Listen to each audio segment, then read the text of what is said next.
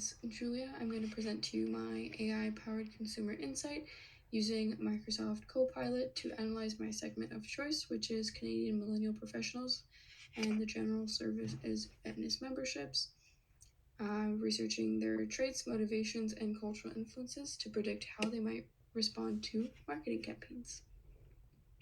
After asking Copilot what are Canadian millennial motivations, personality traits, and attitudes, it gave me 3 major traits: independence and autonomy, adaptability and tech savviness, and self-assurance and confidence.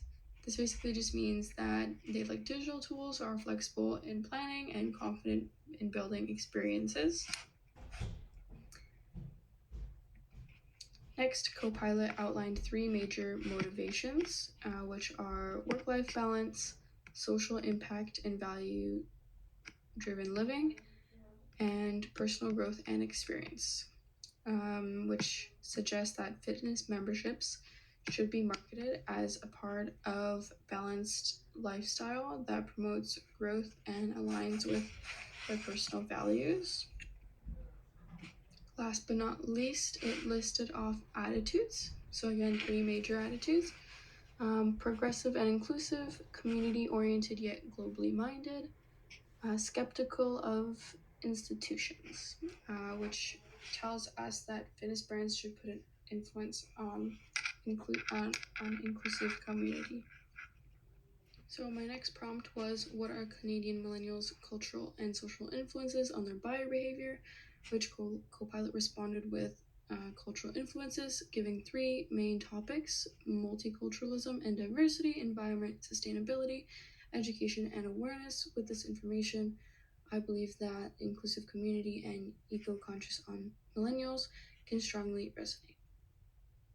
Next, Copilot talked about social influences, which included 4 major topics: digital communities and social media, authenticity and trust, social responsibility and ethics, and economic realism. This means that the social media campaigns, influencer partnerships, and transparent pricing will be the best way for fitness memberships to draw in Canadian millennials as their consumer. Alright, so further how it really affects their buyer behavior, we got a table here which shows their influence type and how that impact and what impact it has on their buying decisions. With this information, this means that gyms should try to balance inclusivity and transparency, like I said before, with affordability and digital presence to attract Canadian millennials as their target market. So my next prompt to Copilot was, can you predict how Canadian millennials might respond to a new fitness membership marketing campaign?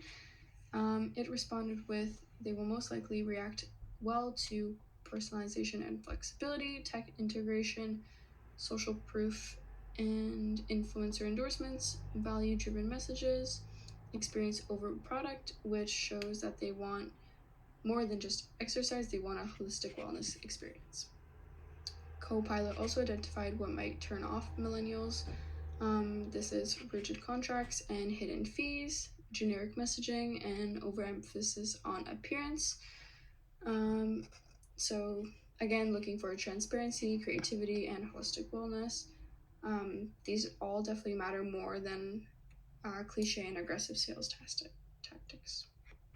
So AI helped by allowing me to have access to large amounts of data very quickly, so very time efficient, and I was able to personalize my insights. Although some answers were too general, it's hard to track credible sources, and it focused a lot on broad trends rather than more specific details. So my ethical reflection on AI in marketing.